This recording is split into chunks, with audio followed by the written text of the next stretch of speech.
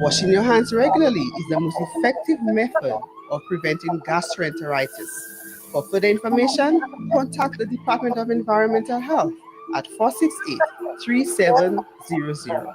This is a message from the Bureau of Health Promotion, Ministry of Health.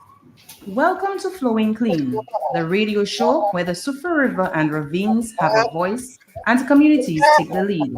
Each week, we dive into the heart of the Flowing Clean project, discussing the most recent activities, giving insight into upcoming ones. We will uncover the science and the solutions behind clean, healthy rivers, from expert guests to local champions. This is your source for inspiration, information, and action about this project. Flowing Clean is funded by Jeff SGP UNDP and ProCarry Plus, and this program is made possible by SRDF as our collaborating and funding partner. Join us on Flowing Clean because every drop counts and the river depends on you. Flowing Clean, restoring our rivers together. Keep the river clean.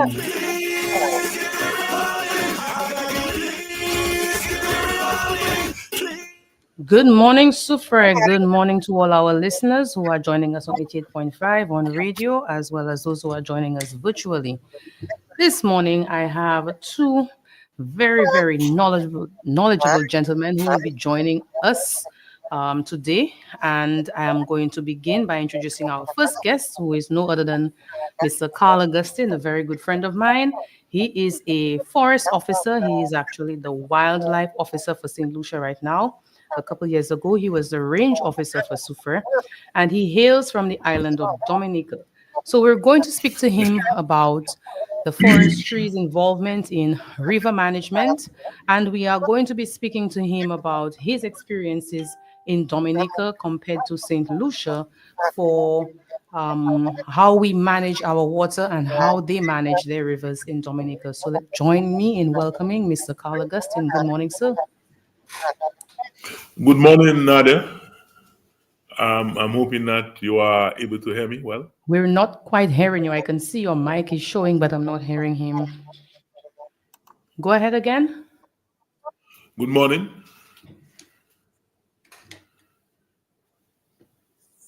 Okay, go ahead, Carl. I think we can hear you now. Hello. Yes, you're live. You're live. All right. So, yes, Carl Augustine. I like to say that I'm a Dominican, because yes, I am a Dominican by birth, but I've spent like almost half my life living and working in St. Lucia. So yes, I am a forest officer, and I have been involved in a number of different projects and initiatives in over the last 18 or so years. I initially joined basically in the environmental education and ecotourism unit, and moved on from there to manage the Dennery Range, and then got involved with the forest management unit. It was called Forest Management Unit at the time. And as well, right now, even if my nomenclature is wildlife officer is my substantive post, I am the officer responsible for sustainable land management and so on. But I, over the years, been involved in a number of projects, and I've represented the state on a few different UN conventions and so on. Yes, I remember that. So Mr. Augustine has a wealth of knowledge and experience working in our forests in St. Lucia. Can you tell the listeners what role does forestry play in managing the rivers in St. Lucia? Okay, so forestry, unfortunately, does not have any legal mandate for rivers. The rivers, the management of the rivers, the legal management of the rivers in St. Lucia is kind of fragmented, if you want to say so. You have the WRMA, the Water Resource Management Agency, which is the agency responsible for the water, and you have Fisheries, which is responsible for the the riverine species and so on, the aquatic life. And you have planning, which is responsible for the riverbanks. Forestry does play a role as an agency which has a lot of has a heavy footprint, you could say, out in the field. And we do riverbank restoration and so on. However, we do not have a legal authority, if you want to call it, on that. Before, what used to happen was there was a bank reserve, Yes. but that was inadvertently kind of eliminated during the LRTP process, either Yes. through oversight, And reclamation. or through. But I don't know. I do not know exactly why that happened. When we became independent, I think all crown lands and some of the river banks that had a buffer were subsumed under lands that could be sold. Okay, so because of the bank reserve of old, it was treated like the Queen's chain, and forestry managed that strip of land, right? And would do replanting and so on. And efforts actually stepped up after Hurricane Allen in 1980, where you had a lot of impact on riverbanks and so on. And this now was always a source of conflict between the landowners, land managers, and the forestry department. As the forestry department has been, at the time would plant mainly quick-growing forest species that would have provided the ecological service of retaining the land and as well as creating quick cover to reduce the impact of erosion and so on.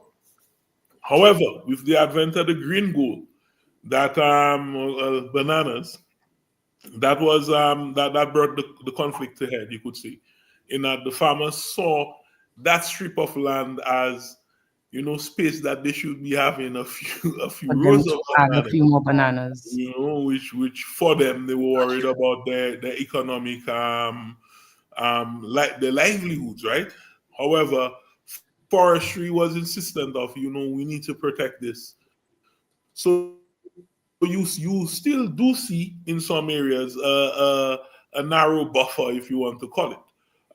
You could say that we stepped up in our efforts after Hurricane Thomas, and we took a Yes. kind of different approach this time by saying, okay, we recognize that the farmers are thinking livelihoods, and we also recognize too that there is a need to boost up our food sovereignty or food security, and to reintroduce especially some of the native fruit-bearing species that have become very rare and so on.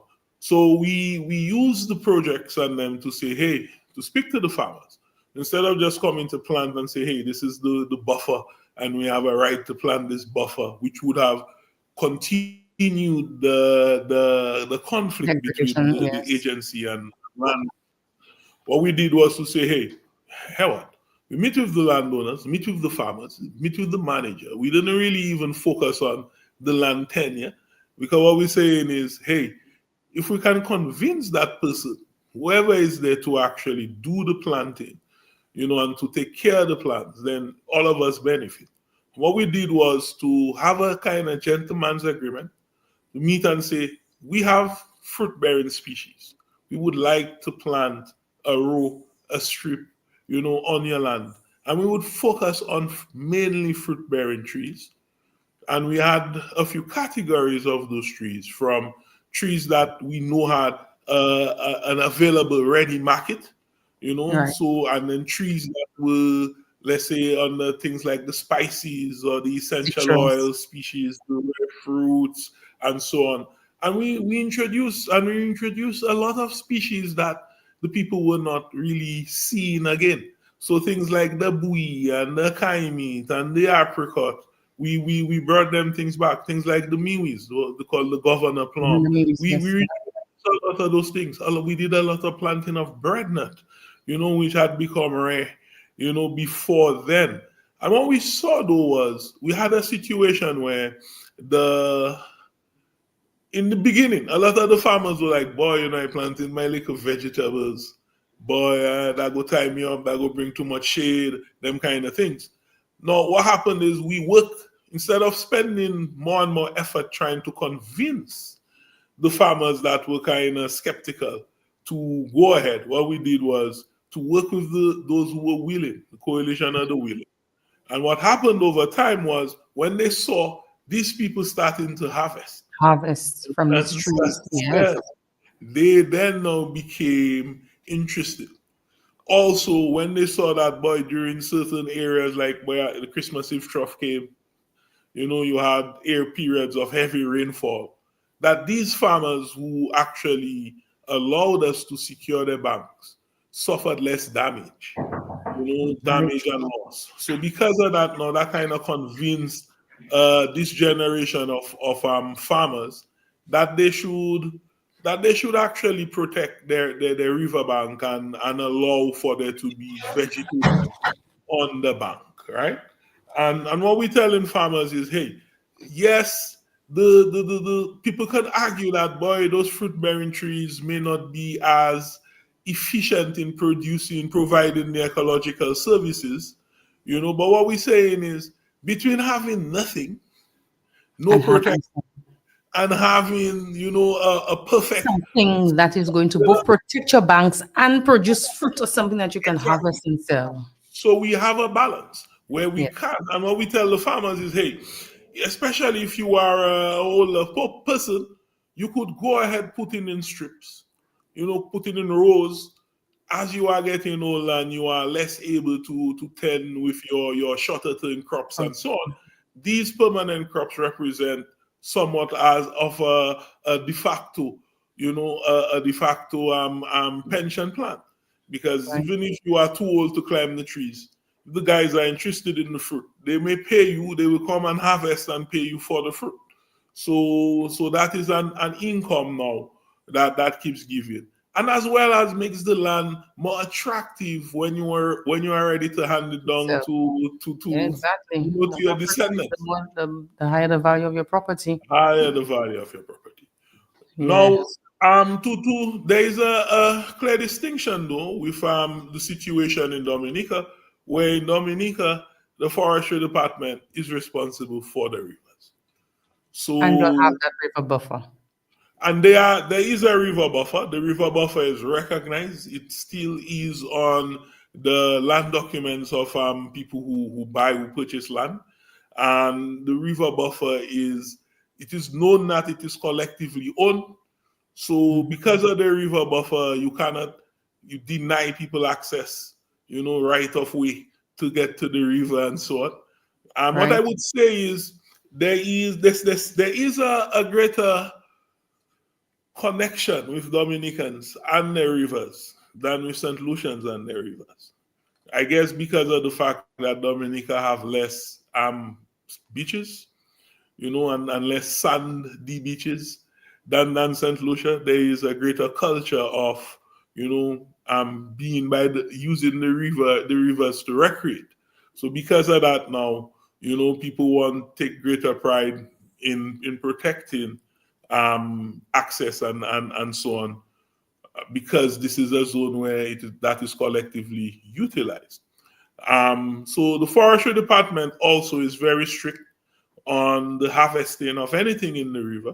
You need a hunting license to actually harvest, to fish into crayfish and crabs and whatever it is in the river. You cannot just go and say, boy, it is whatever day, and I'm just going to shoot. You have to get a hunting license, and there are frequent patrols, and there is a collective mindset that you should not be cutting trees on the riverbank.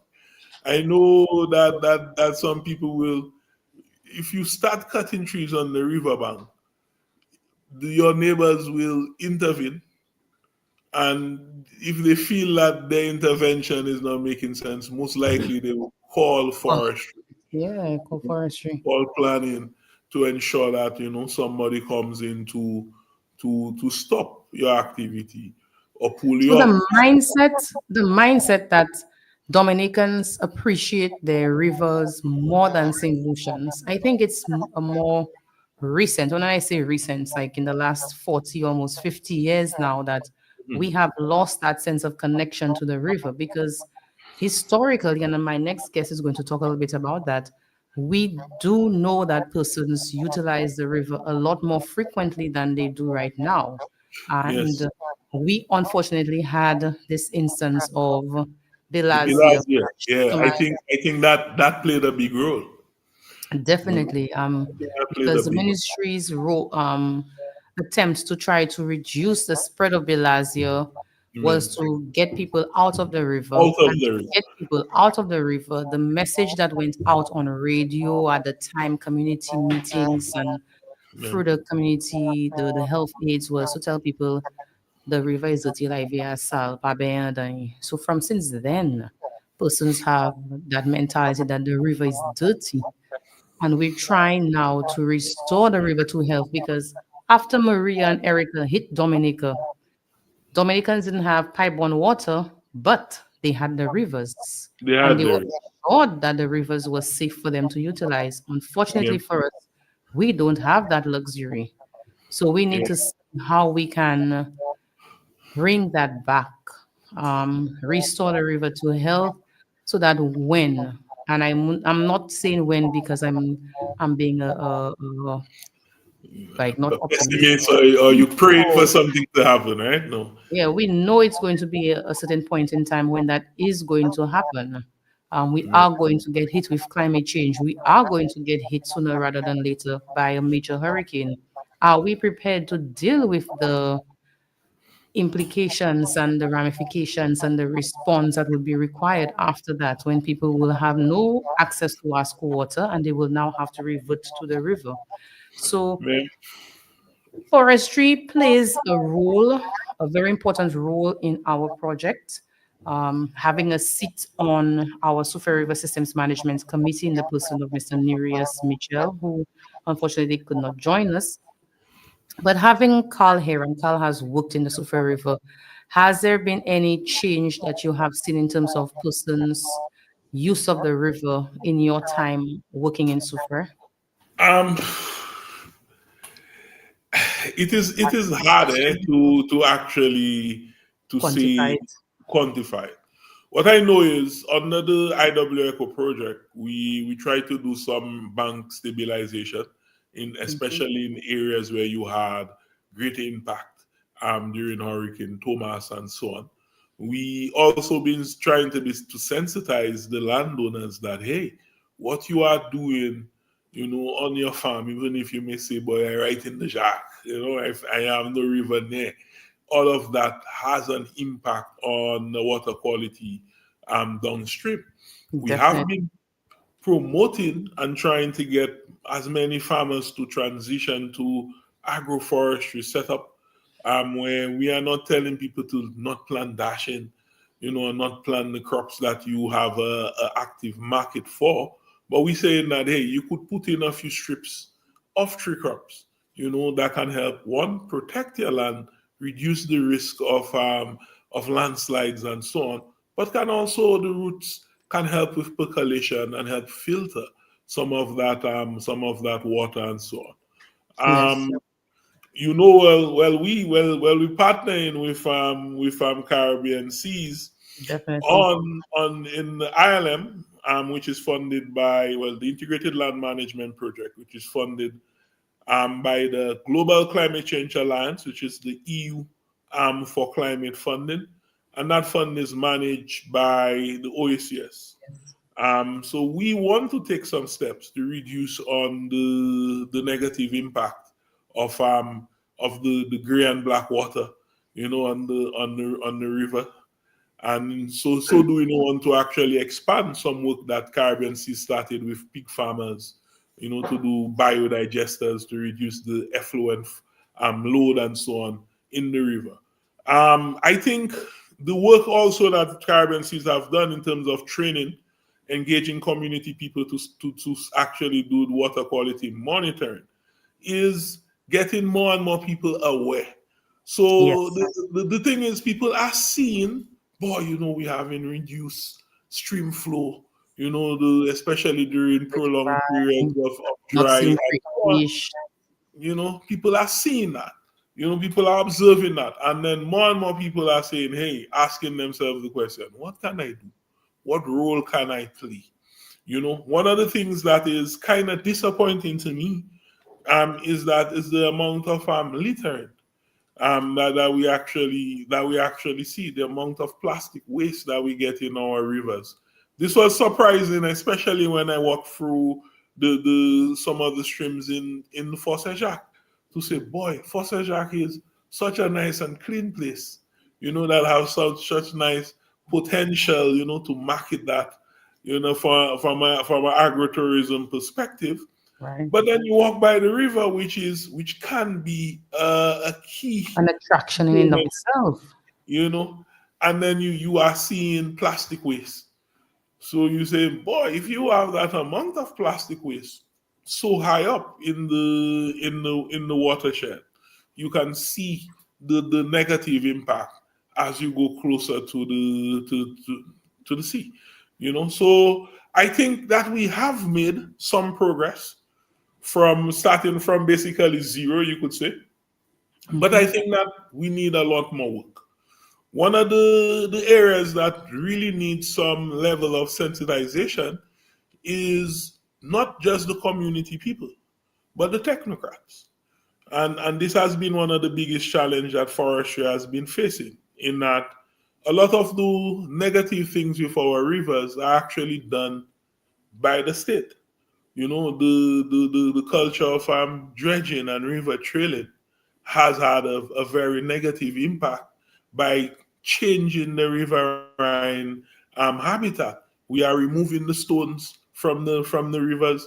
These big stones play a role in breaking up those Slowing down the flow of the water. Yes. slowing down the flow of the water, as well as serving as a habitat for the crayfish and the fish and the juvenile, and so on. And then now with the river training, we are actually straightening the rivers, removing the meanders that's supposed to also slow down the river and create the Yeah, bassin rivers naturally have curves, and they have a floodplain that they will change every five, that 10 they will years. change. Exactly. So in trying to So trade, they're trying to reclaim land, but when the river flows heavily after a heavy rainfall event, persons who now are occupying that space that space, get impacted by get flood. impacted now, and then now what you find is they are then looking for a hardscape solution, an instant rectification of the problem, but they are not recognizing that, hey, building your home within that floodplain area is part of the problem in and of itself, and Yes. then yes, you can lobby the state to put in a basket, but when you put in this Gabion wall or Gabion basket, you are not solving the problem. You are just transferring it to another part of the river. You understand? So it is a complex issue with a number of different factors, but we all now have to see where we fit in and how we play our role. I know that the infrastructure complain that, hey, part of the issue is not necessarily infrastructure, that they don't really control. This is more of a political issue where, the rep may send, contract somebody from the community to do a bit of dredging and so on. So what we have said is we will do two things. We will try to see if we develop a riverbank management policy, and let that policy be very short. We don't want something that is a big binder, big book, Yeah. that just stays there, nobody reads it, knows the contents of it. But something that is simple and in plain normal English, so that people can read and understand. One. Two, we also plan on developing you could say a video, a training video, that we would tell infrastructure, okay, we understand that you may not necessarily be the ones who select who do the work, but part of your prerequisite for payment could be that these people must look at attend the that, training. so that now would be just a checklist of the best practices, the do's and don'ts, and so on. I And agree.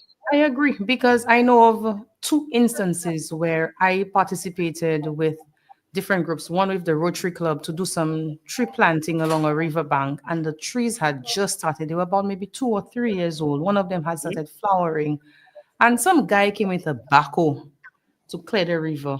And the man dug up all the trees that had just started taking root. I was like, oh my goodness. So the people who invested must have been about $50,000 in yes, buying trees, transportation, getting the groups to get mobilization. They are fed up and they told me they're not going to do any other river planting, river bank restoration, yeah. because it was a wasted investment. A wasted And investment. the politicians, the technocrats, they need to be made aware of those instances where something that they did absent-mindedly has lasting and repercussions. Yeah. So you talk about that one instance. I can talk to you about many miles, many kilometers of riverbanks that we have planted.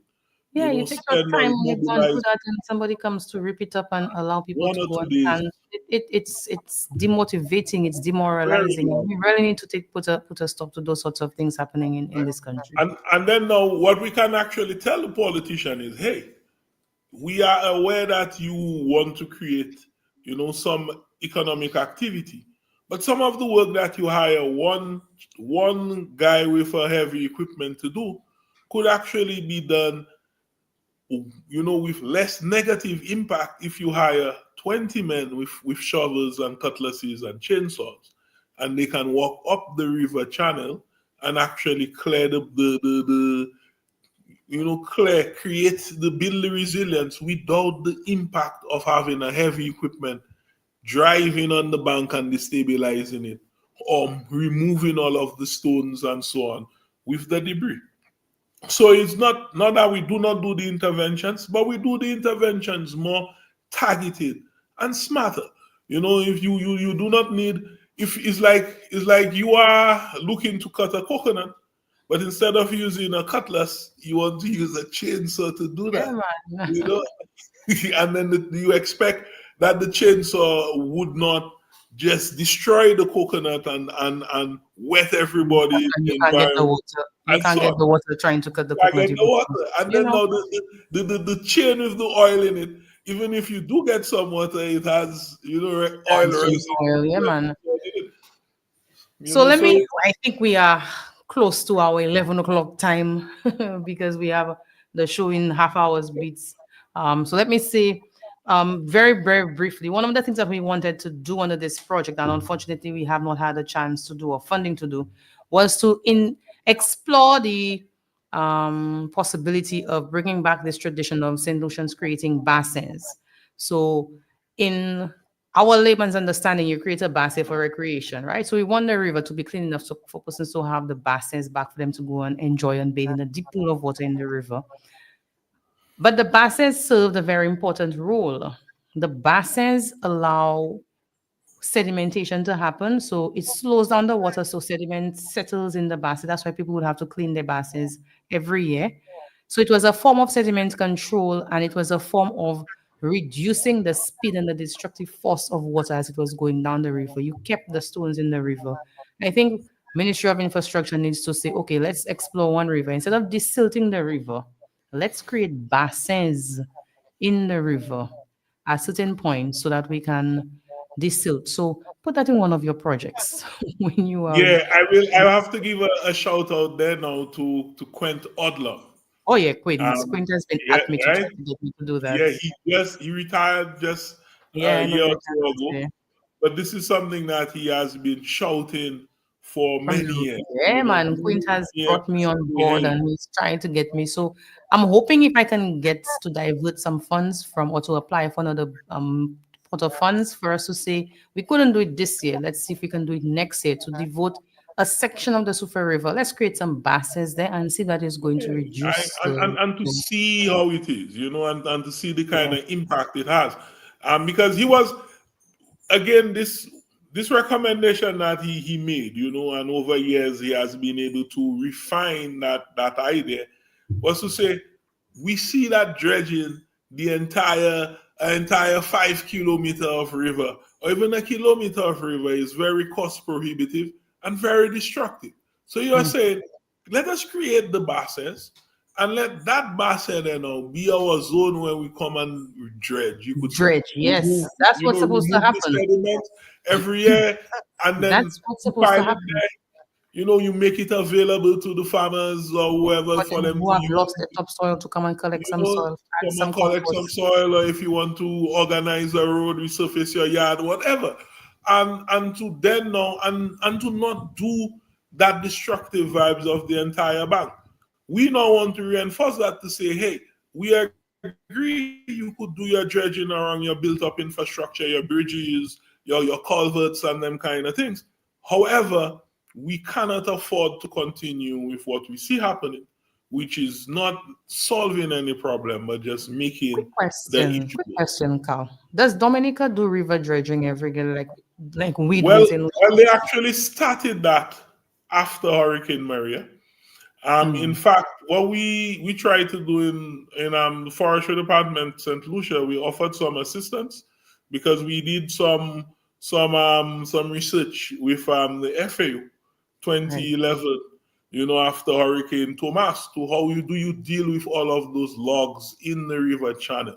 And what we found was the most efficient approach was men with chainsaws, just walking up every 6 months, and just cutting those logs that are, that are appearing out of the sediment, into small pieces of 2 and 3 feet long, and allow the river to naturally clean itself. So for a few years, you would have seen a lot of pieces of logs on the beaches in the East Coast. That was the rivers actually cleaning out itself. And we got funding from FAO to do that for around 6 months, to walk through during the rainy season. Every heavy rainfall event, we pass and we clear those river channels. And what happened, what we saw was the impact with the flash flooding lower downstream kind of reduced, because a lot of the flash flooding is caused by the beaver damming that these logs and so on cause. So but we tried to pass on that piece of experience, but it was not necessarily taken up. I guess when the guys with heavy equipment are a very powerful lobby, and sometimes people do not listen to the science, because the issue is we tend to believe that the solution has to be a complicated one. And sometimes we do not appreciate that sometimes the solution is very simple and hands-on. And based in traditional practices, because we had our baskets before there was any heavy equipment and thing of that dredging the river. St. Lucians on their own used to go in the river every year before the start of the hurricane season, and families would clean out their baskets, which is exactly what we're suggesting. You build a basket, and at least once a year, you remove the sediment to clean it out, and you have sand that you can use. So let me say thank you very, very much, Carl. I know we could continue talking for a whole day left on the Yeah, man. Well, many thanks for having me. Questions, you can shoot me your questions and I will pose them to Carl and we will bring them up at our next show. But we have our another guest already lined up who is waiting patiently, and he has to man. So thank you, Nadia, for having me, and I'll say thanks to your guests for listening to me, rant a bit, Yeah, man. Thank you for coming on. I'll definitely bring you back on again. Yeah, definitely. So, listeners, let's say thank you to Mr. Carl Augustine, who is the wildlife officer for St. Lucia. He worked with the IW Eco project in Soufrière. The focus was in Soufrière, and we are on another project right now, which is going to be kickstarted, the Integrated Land Management Project, which will be a continuation of the IW Eco. And it is the IW Eco and ILM and Flowing Clean are all integrated. We are all trying to work together and build on work that one project does, so that we continue to restore our river, restore our watershed. So thank you very much, Carl, for the work you have been doing as a Dom Lucian. We appreciate it. Have a wonderful day. Yeah, you as well, man. Thanks.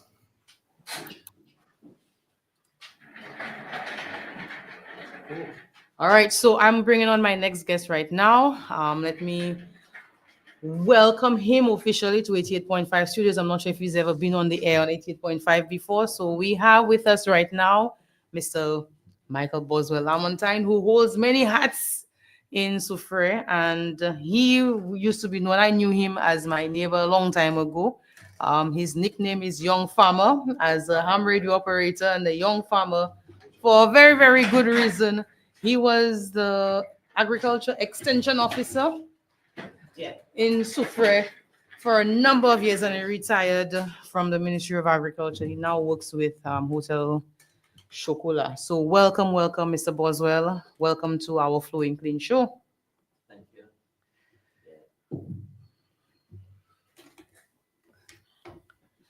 All right, so we are now going to have a segue in our discussion. So you got the experience of a forest officer. Now I'm going to bring a retired agriculture officer, but who will also be speaking about his experience in Soufriere, growing up using the river as a young boy, a young man, and to compare the changes in the Soufriere River then to now. So over to you, Mr. Boswell. Talk to me about Soufriere River back in the 50s, 60s. Okay, once again, I want to say morning to all our listeners and wherever you may be.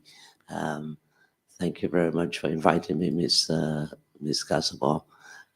It is a pleasure. And for me, in fact, I just want to say as a past host of Soufriere Television. That's right, SCTV. SCTV in the 90s, there, I recall that and so on. I 90s. had my programs. Now, interesting. And now that I'm retired, and you seem to be taking me back to the days of yesteryears. Mm-hmm. And we can go back way back in the 60s, in those days. And I think what I just want to say to start it off, I think our young people are seeing water in the rivers, but cannot believe that that river flow in the 60s, 70s, up to the 80s was a heavy flow.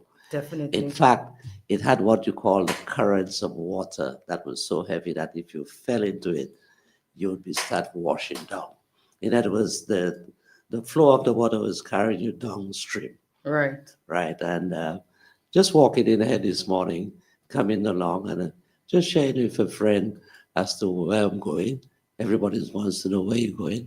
So I said, I'm going there. They remind me of this joke of Miss Denise as a teacher at the school in those days. Mm-hmm. And I said, what year that happened? They said, wasn't it happened in the 70s or early 80s? Miss Denise fell in trying to cross the river. Because the river had rocks and stones you had to Had to cross. step. Right. So instead of she walking all the way down to the bridge to come up, she decided to pass by Basilia across there, and she fell. And the water. But then I'm recalling, they say, Boswell, you don't know that? I say, no. I'm recalling how I went to college in the 70s, St. Mary's College. Mm-hmm. So if that is happening in Soufriere, I would not be there. You would not then. be there at the time. Yeah. But the topic we are here to discuss is very, very, very interesting topic. In fact, my job today, as I work with the company, I got to learn a little more.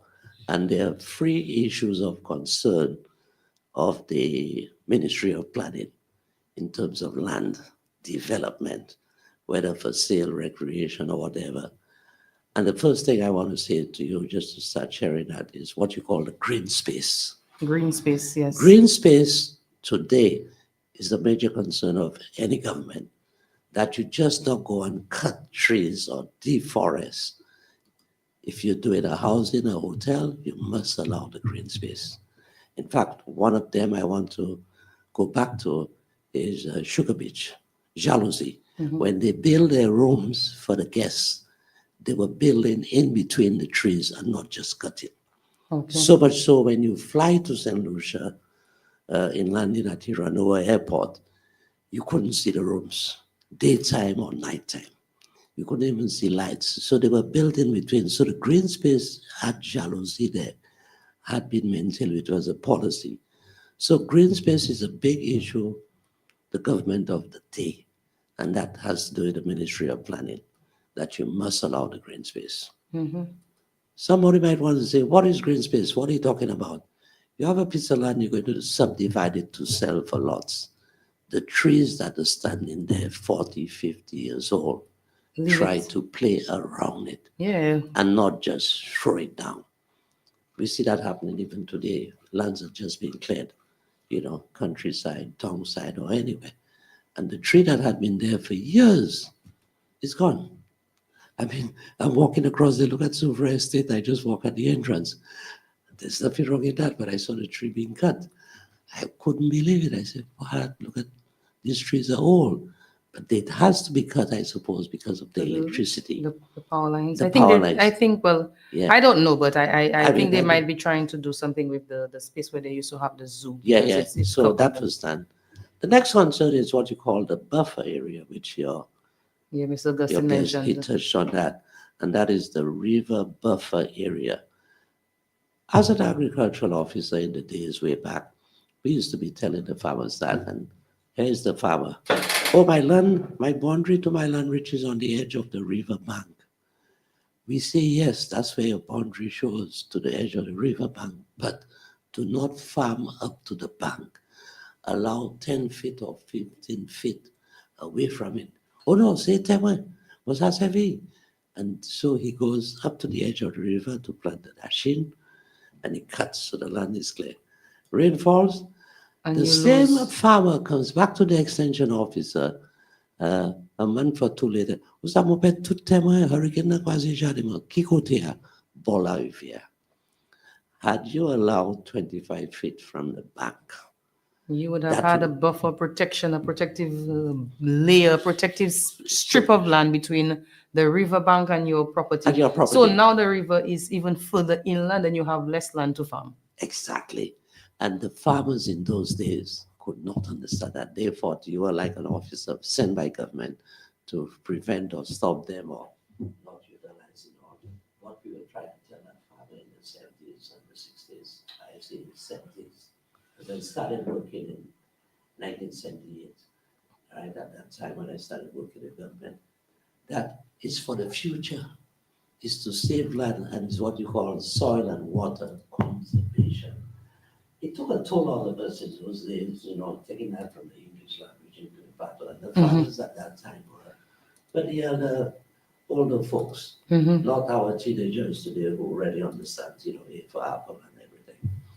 So the river buffer area, we were saying to the farmers, keep at least 10 to 15 feet from the edge of that drop and keep away from it, especially the pig pen you want to put there. Because if you guys already put the pig pens there, the water when it wash out just go back. close. Yes. And you keep saying to you, go higher up, but put a soak away like A drain, yeah. tank, so it filters to the river.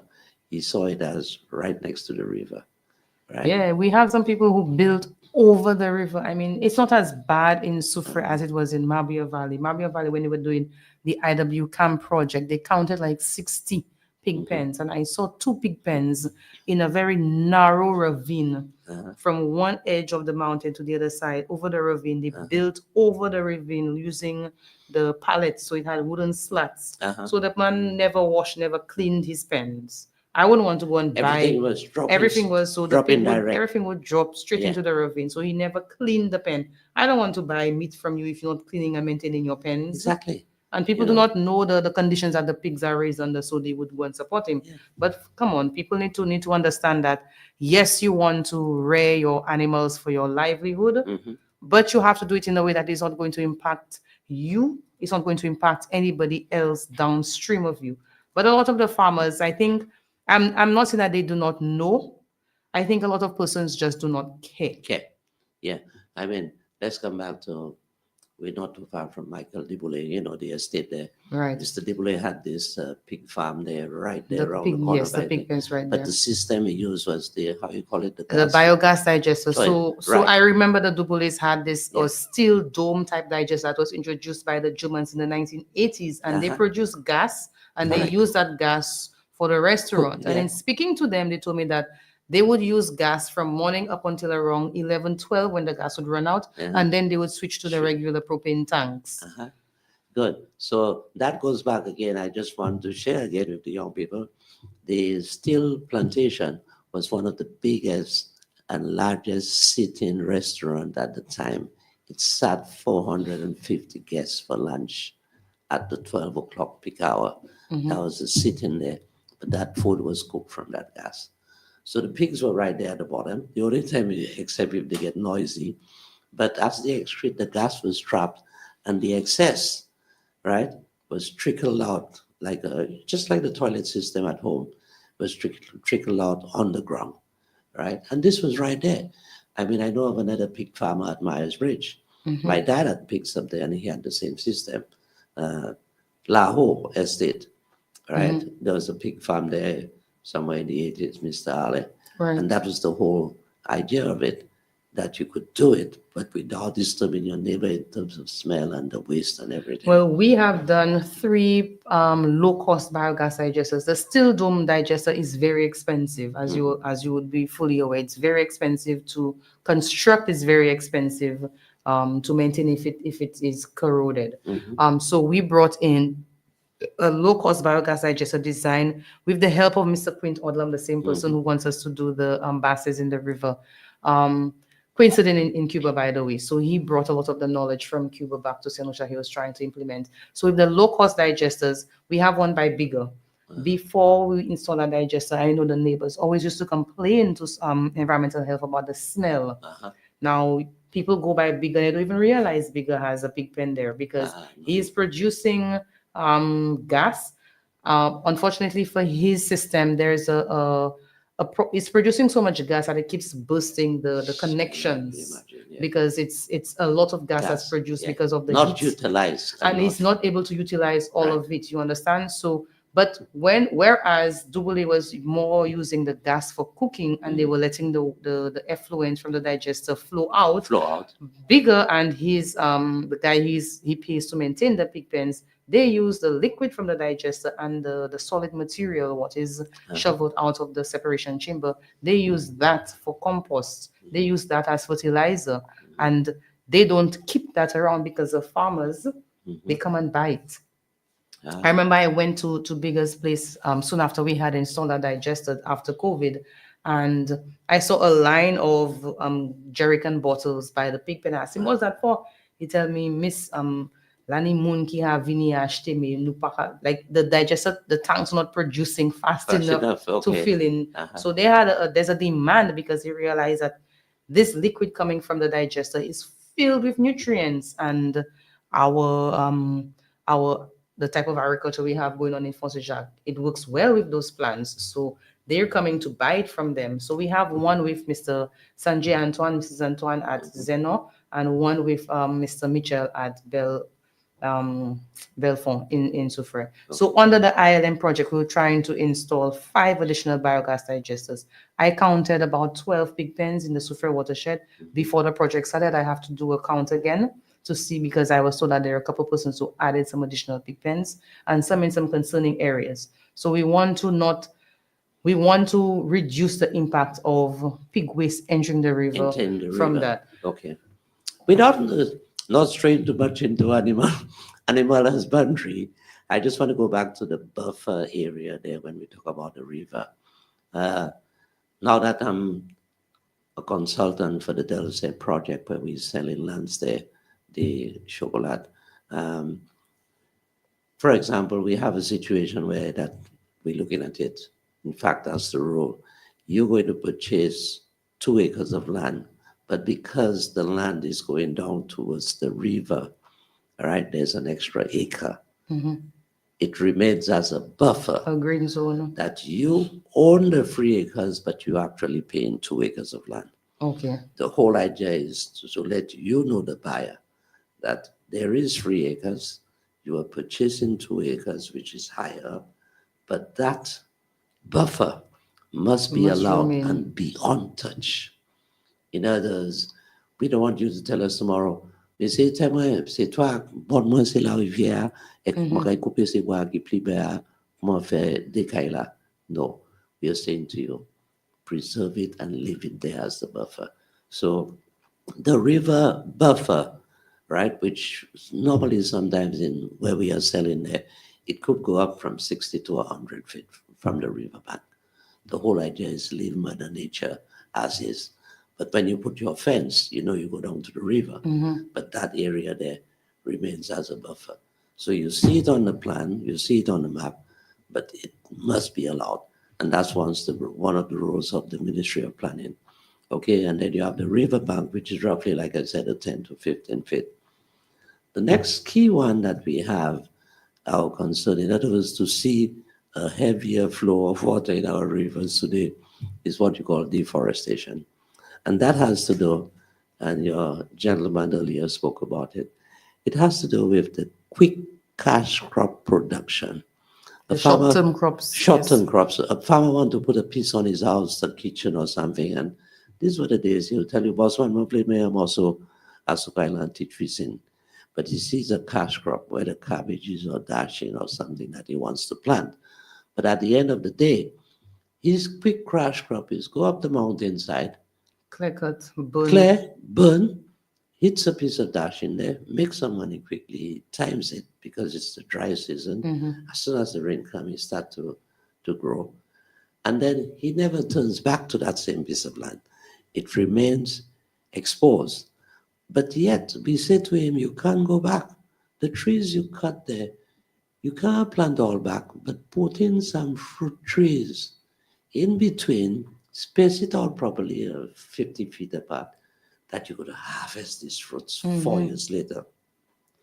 Farmers in those days believe in quick cash crops. Now, I just want to ask you, as an agriculture officer, I've been hearing people saying, oh, you must have no cover, no tree cover for dashing to produce. And I went to Dewash and I saw an area where somebody showed me one massive dashing that he harvested, and it was in a shady area. There you are. There you are. So is it a myth? Is it what does dashing need to be completely exposed, or can it grow under shade? Can it grow under shade? In fact, now that you say dashing, cocoa trees, for example, for us in St. Lucia, it was always that, the cocoa tree has to be shaded with bigger trees above them. Right. So when the estates were established, you had the coconut tree, and you had these big trees above it. Yes, it needs that. But we're discovering in Africa, in Belize, in Mexico, there are cocoa farms, right? And we're talking hundreds of acres in open fields, no trees above them. And they are prolific in the terms of bearing so many pods per tree. And they are prolific and they have no shade above them. All it has is the maintenance of the irrigation, which is the water, and the organic farming or fertilizing. But a lot of times the farmer thinks, look at our hillside there just above the Dibbles, there, the bamboo, where they burn every year. The farmer always thinks it's the soleil des sun. So when the crop gets the setting sun from 2 to 6 o'clock, that makes it more prolific. But it's a myth. You could still grow the crops in between. I mean, look at our backyards. I mean, in terms of sweet potato in a bag, sweet potato in a drum, sweet potato in a tire. It's at the back of your house. The house shades it for half the day, Right. but you're still going to harvest. It's how you take care of the plant. Yeah, it's a nutrition. It's the nutrition that is in the Yeah. soil, and it's not just the sun. The plants get sun, but it doesn't need to have sun for 12 hours for the a day. No. because for the plant to store food, for it to store nutrients in producing tomatoes, in producing the tuber, it produces that during the dark hours, during there's no sun. So during the day when it has sunlight, the leaves are photosynthesizing, but the storage happens in the nighttime. Yeah. And so that quick crop there, although I noticed in my observation for Soufrière, even at home when I'm up in my veranda, to me, I have not seen too much of the land burning now, because what happened, your economy or the way things are, It's shifting from agriculture more into shifting from tourism. agriculture more into tourism. So a lot of the young people, even where I am, you have a lot of young people employed in these hotels and so on, and in all different other jobs. So the burden is not too frequent or common now. I agree. I see noticed that. less burning. Burning. I still see some, and I see some. I saw some on one slope. I kid you not, Mr. Boswell. If you stand on that hill slope, So, and the man is planting dashing at his eye level. That's to show you how steep the soil was. how steep it was. And he Yeah. burned the soil. Uh-huh. He cut first and then he burned it and then he went after. So I was like, it just takes one heavy rainfall event and all that soil is All going that to is comes slide out. off and expose And just they the don't bare really rock. realize the repercussion effects of it in our shores. So it goes like that. Where c'est juste à pas de poisson, pas de poisson, hot page and pot fish, hot page and poisson. No, but it's the erosion coming down the river, covering the coral reef, that these fishes now cannot feed there and they have to go out. And so the bigger fishes. So Yeah, so there's a people- connection between from the rainforest down to the sea. So if you're losing the Yeah. soil up on your slopes, it settles in the river, it ends up in It's the in the sea, sea. and then you change the dynamics in the sea. So before we come to the end of our show, I want you to just talk to us. And I had a discussion with you and with Jeremy last week talking about the change in how deep the river was, your experience as a boy, because we want to give persons an idea as to what the river was like before compared to what it was now. And you spoke very briefly about it, but I want to bring it out. Talk about how deep the river was, what activities happened in the river, where the basins was taking a head shoot Okay. off of the river. All right, well, to start it off now, symbol is the bridge, our Soufrière Bridge, which was narrow and smaller. Mhm. As a boy growing up, I remember even taking breakfast to my father at the oil factory where he worked. Mhm. That's where you pass to take To up the the copper factory, breakfast, yes. For him and so on. And when you got to the bridge, a lot of people, men and women, didn't even want to stay there too long to be looking down Because at it the was river. so deep. Because it was so deep, and then even the flow was heavy. So as when this is done new now, I noticed that the riverbed has come up higher. Yes. It used to be deeper down. So you had persons there where the Whispers, the red building of Whispers, Mhm. there were people living on the edge of the bank there. There were sheds where people reside there. All their washing and bathing and recreation was right in front of them. Mhm. There was that slope. Well, now it has the wall. Right. All right. But there was that slope where people were bathing and washing and doing their clothes there. At that time, the laundry wasn't even there yet in the 60s. The laundry was there. Behind my house. Yeah, Yes. behind the house there, right by the hospital. But the enjoyment and socializing and having a good 2-3 hours of chatting was in the river.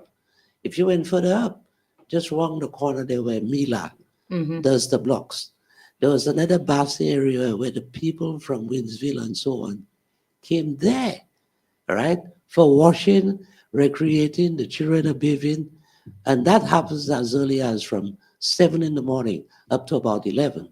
At 12 o'clock, they leave because the clothes is dry on the stones Mhm. and they take it away. So you won't see any activity in the river in the afternoon. In fact, at 12 o'clock, everybody have their baskets and so on, And they carrying going their home to clothes cook. home. And this was constant up the river. Now, just when you were talking about this excavator going in there, now I sat there early listening to you. The excavator clearing that river there is really destroying. Not destroying, but it's affecting the banks, the bank part of it. Right? So much is being taken off. Like you said, look at the project you had there where you could save that and bring the soil back inland. Yes. And I'm just thinking, so a chainsaw with 12 men, 12 chainsaws to cut it and trim it nicely and leave Mother Nature to itself in terms of being natural. So the rivers were there at the time. What I want to go back to that we are not checking is the source of these rivers. Right. Which the source of any river is always A underground. spring, underground water. So even I want to say to Soufrierians, when you walk in Soufrière itself, look at Church Street there when you just take that turn to go up out of Soufrière. There's a ravine there, right? Mhm. That's dry. It's very That dry. water comes from Kubarel. Go to Barrows Drive, the furthest point there where you have that ravine also. By Aquinas. By Aquinas there. That water comes from Kubarel. That water comes from 2 dams. There are 2 dams at Kubarel, which is at the top of that hill. A big one and a smaller one closer to the activities. Only when it rains, water comes down through that. Whereas before, That was a that was constant constant. flow. There was a constant flow. There were ducks raising that there at Barron's Drive. There were pigs. There was the pigs and ducks were raised in that there. And it was a pleasure to see the water running and the ducks swimming in this and so on. There's another one further down by his sentence there, further down there where Yes. 5 was, right? All that's right. You go on and on. Look at by the abattoir. Look at the one coming there down from the Anglican Church. That comes from Church Street. It's dry. These were It's ravines. always had water. Which always had They water. always had water. It always had water. Look at right there where we are there by the old library there. Well, the library here. That's at the back of Colbridge there. That had drain, water. yes. I remember That as a has gone child going to the dry. river that always had water when That they were, always had water. yeah. That has gone dry. The other thing I just noticed, even crossing the bridge this morning, if you go, and a lot of things people don't know, it's so exciting and interesting to walk upriver. You see so much, you learn so much. The mouth of the river is wide with that large span of water. But if you go up, by the time you reach to Wavinclair or Torai, It's narrow. it narrows into just a single flow. But it's only when it gets here, and I look at the mouth of our river, it's partly blocked. So what people are saying, yeah, you see that wide span of water from wall to wall, because the mouth of the river is blocked. But if you actually open that for Mother Nature to go, You'll the be water dry. goes, you'll be Yeah, surprised the dry. water. It goes down. So to me, I know that when you have a river, the water you see is only 10% of the actual water that is there. The 90% flows in the soil beneath soil, it. beneath But it. our rivers are so blocked with silt right now. Lot of I silt. understand that Ministry of Infrastructure wants to desilt. And as Carl was saying before, we need to be a lot more scientific in how we go about doing that sort of engineering to restore the flow of water in the river and to bring back the idea of basins in the river. I had somebody talk to me about the water coming from the aqueduct from by Foncako, flowing down through the Soufrière estate and going into a big culvert, a big drain that flows underneath. I think it's 18th Street, and persons used to jump into the aqueduct by the old hydroelectric plant in Soufrière, behind Soufrière Old Girls Primary Infant School. Yeah. And they used to go under the infrared And drain end up at and the- shoot out into the river Into and the river. land into a big basin in Yeah, the yeah, river. yeah. That was a fun pastime that persons had in Soufrière. You cannot do that anymore. Oh, no, you can't do And that we want anymore. to say to Soufriérians, it's not too late. It's not too late, but we are at a point where we need to do something. We are at a point where if we allow things to continue as they are, we are going to be in a bad state of affairs when we do get really, really bad droughts happening, when we get really, really bad Category 5 hurricanes impacting us. If we do not have an environment that is strong, healthy, and resilient, when we get impacted, the results, the impact is going to be much worse. So we are at a point in time where we really need to take action now. The time is now for us to act. We need to get everybody on board, everybody, man, woman, child, elderly, young, to play their part. Whatever it is that you're doing. If you're in agriculture, you have to farm according to the best farming practices for your livelihood, to protect your topsoil, for your future generations, your children, to be able to continue farming as well. If you are into hotel and tourism, you need to protect the environment for guests today as well as guests the next 5-10 years from now. As a resident, whatever it is that you do in your homes, on the streets, walking, we cannot be allowing the status quo as it is right now, how people live, how people take our environment for granted, to continue. And like I keep saying on this show, I wear many hats in Soufrière. And as a disaster management volunteer in Soufrière, I'm volunteering on NEMO as a deputy chair. I get very, very anxious and nervous anytime we have any storm threatening us. Thank God this hurricane season has not been as active as they have predicted. and we have not been impacted. But what I will tell the listeners and the viewers, and we are going to be getting water resources coming to speak to us in a couple of weeks, we are at a rainfall deficit in St. Lucia. Mhm. A Yes. rainfall deficit. Do you You know know, what that means for us? You know, check It means that we have gotten less rainfall than we should have gotten by this point in the year. correct. And if it continues, we will be at historical rainfall lows in this country. Already, Wasco's springs are at a low flow.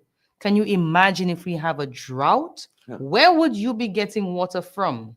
I know there are some places. I have a friend of mine who has been lamenting. She saw me post on my status that we'll be getting some rain on Saturday.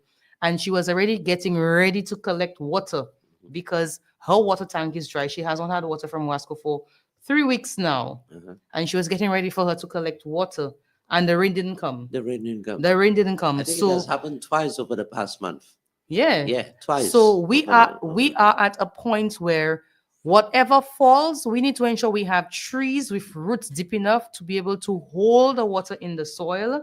We are at a point where we want the tree cover, and we do not want exposed soil, because once it is exposed, the water in the soil evaporates. That means if the water is evaporating, it's not getting down into the groundwater, is not getting down into the spring. It's called an aquifer, so that it will be stored for when we need to have water from Wasco. We are getting a lot of rain from when it does fall, but the rain just washes straight to the sea. So we are getting to the point where government of St. Lucia is seriously considering, do we need to start exploring desalination? And I've been drinking. I've traveled to both Barbados and Antigua, where you get desalinated water. The water doesn't taste good. So persons need to be very, very mindful that their actions, although they will not see the implications, is going to be affecting them.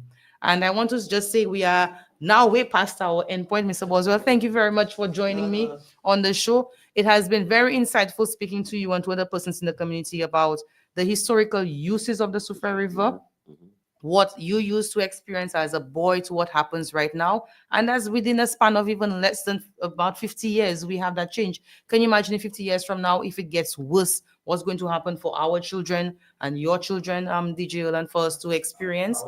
Yeah, man, our children, your Yeah. children, my children, you understand? For when our children reach the age of 40, 50, how bad it's going to be. So from St. Lucia might be a desert. So we need to really be conscious of what it is that we are doing, how we are impacting the land. I have one question from Sheldon Lionel, sorry. Are the rivers owned by the state or the surrounding landowners, and how close can persons build to the river? So as Carl was explaining, before there was a buffer similar to Dominica, where the land, there was a zone between the edge of the river bank and the person's property up to about 15, 20 feet that was owned by the state. But we in St. Lucia, I guess when we became independent, we're going for independence, persons were allowed to utilize up to the river bank. And when we became independent, that buffer became part of the person's land, or it was no longer state owned. So we have lost that buffer. I think that's something we need to explore about, maybe bringing it back, because But I think it's there because river, planning, in the- development, you must have it. yeah, so they're now trying to Yeah. enforce it in Yeah. some areas. You must But have it. for us in St. Lucia, persons want to build as close to the river as they can, not understanding that a river is not just where you see the water flowing. Flowing. The river on either side of the river banks, both banks, left and right side, it has what's called a floodplain zone. And that floodplain zone is when the river does swell, when the river does flood, that's the area that the water goes. And sometimes the river would change. It would be more on the left side or more on the right side, depending on the flow of the river. So the rivers, the curves, what is called the meanders in the river, as it naturally curves, it changes year to year. And if you want to now restrict the flow of the river to a narrow path, when it does flood, both left and right banks of the river are going to get impacted. And those persons who unfortunately go to buy land in a floodplain zone have to expect that when it rains, a heavy rainfall, The water they is going to will flow. be flooded. So it Yes. makes no sense to invest in building a house in a floodplain zone. That's just my opinion. So I want to thank you again very much, Mr. Boswell, for joining us. Thank you for our listeners for joining us today. Next week, we have another guest who is coming with the perspective of both forestry and working in Soufrière, living in Soufrière. He's actually from Soufrière, so you will get a very exciting show next week as well. I will not divulge who our guest is as yet. Keep looking out for the flyer and you will see who it is. But we do have our giveaway, and nobody has been able to answer the giveaway as yet. We have the charter for the river management for the Soufrière River, and the question remains: as of right now, how many persons have signed onto the charter online for the management of the Soufrière River? If you message in the chat, I will check it and to see if anybody gets the correct answer. But make sure you yourself have signed, because I will check the charter online to see if you have signed. What is the current number? How many persons have signed onto the charter for the management of the Soufrière Rivers? And we have a gift voucher from Game for that prize. So if you get the correct answer, you will receive the prize. So thank you again, once again, Mr. Boswell. Yeah. Thank you, DJ Olan, for assisting us in getting the Flowing Clean show started. And maybe we can bring you back on, or you can call to the show next week if you have No any other problem. Feel free to contributions. invite me. I'll make Thank the you very time. much. Thank you, listeners. Yes. Thank you for tuning in. Thank you. Have a wonderful rest of the day and rest of the week.